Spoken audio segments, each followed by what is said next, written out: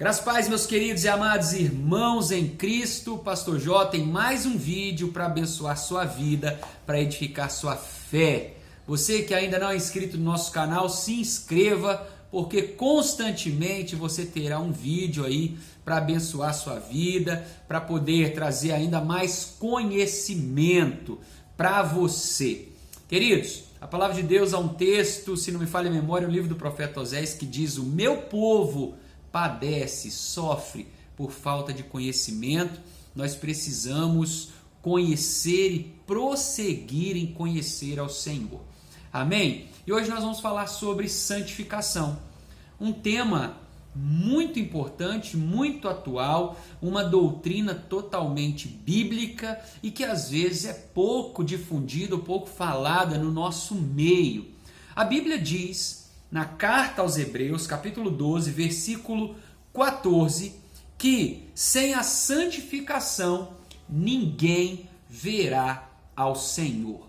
Ou seja, não basta simplesmente levantar a sua mão bonitinha e dizer: eu aceito a Jesus, se não houver transformação de vida. E essa transformação, ela se dá através do Espírito Santo, do espírito de regeneração, que a partir da nossa conversão a Cristo Jesus, do nosso novo nascimento, começa a trabalhar na nossa vida. E isso nós chamamos de processo de santificação.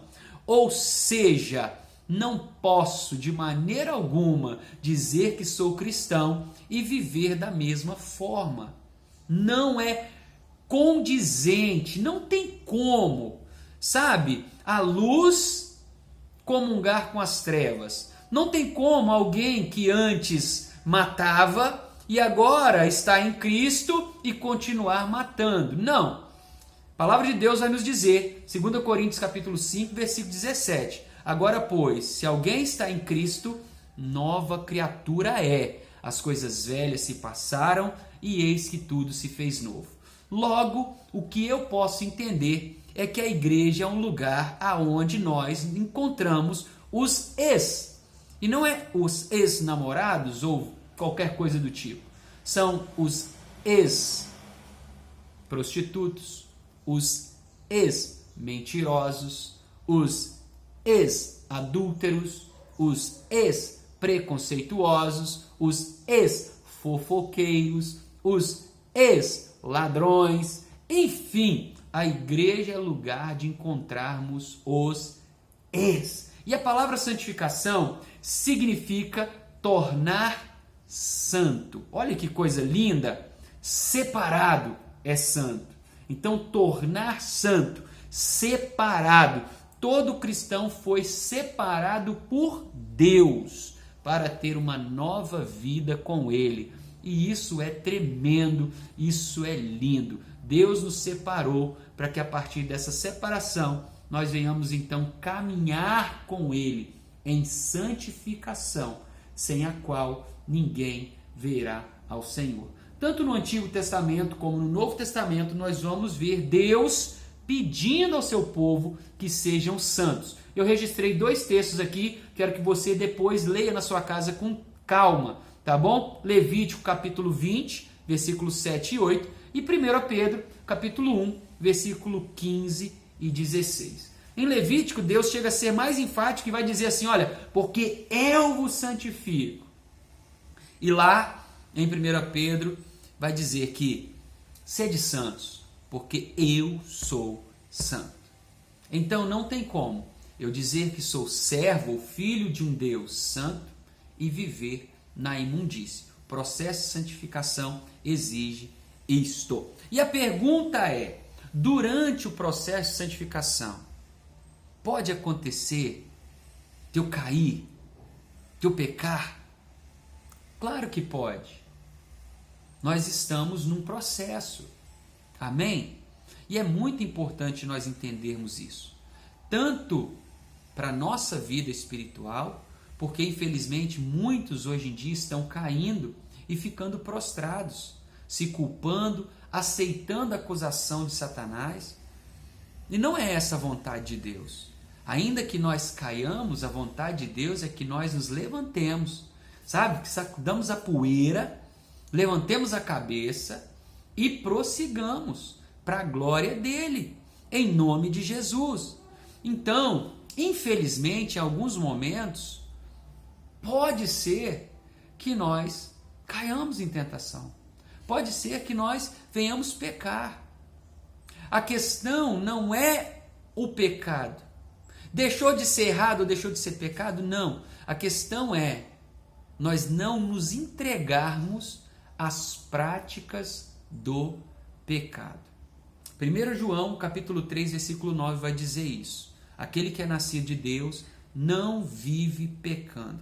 Então, Satanás ele é muito sujo, ele é muito sagaz. No nosso processo de santificação, ele quer nos convencer de que nós não somos filhos de Deus, de que nós não temos comunhão com Deus, que nós não, sabe, nós não somos nada. E na verdade, nós somos amados de Deus. Deus pagou um alto e sublime preço pela nossa vida. Então, ainda que nós venhamos cair, nós não podemos ficar prostrados. Nós temos que nos levantar entendendo que aquele que é nascido de Deus não vive pecando, mas ele, infelizmente, por estar nesse mundo, por ter essa natureza pecaminosa, acaba muitas vezes falhando. Amém? Eu espero que você esteja entendendo isso. Não existe ninguém dentro da igreja, ninguém que não comete um erro sequer, um pecado sequer. Amém? E essa é a grande diferença. Pecar e viver na prática do pecado. O cristão, o salvo, não tem prazer na prática do pecado. Ele tem o Espírito Santo, o Espírito de regeneração, que o incomoda, que não permite que ele tenha prazer nessas práticas. Ele pode até cair, ele pode até falhar, pode ser algo momentâneo, mas ele não tem prazer nisso. Ele sempre vai estar com seu coração voltado para a vontade de Deus. E aí eu quero te dar alguns exemplos práticos para que você entenda isso de uma vez por todas em nome de Jesus. Preste atenção. Jacó, ele enganou o seu irmão, mas ele não viveu como um enganador. Abraão mentiu, mas ele não teve uma vida como mentiroso. Moisés assassinou um homem, mas na história de Moisés você nunca vai ver Moisés sendo um assassino. Sabe? Foram erros pontuais que sujaram, que mancharam o ministério, a vida deles, mas que não se tornaram prática diária, como se aquilo ali fosse uma coisa normal e comum que agradasse a Deus. Davi adulterou, entristeceu a Deus, mas ele não viveu como um adúltero. Pedro negou a Jesus 3 vezes e nem por isso viveu a sua vida como um traidor. O apóstolo Paulo teve desavenças com Barnabé, mas eles não eram rebeldes.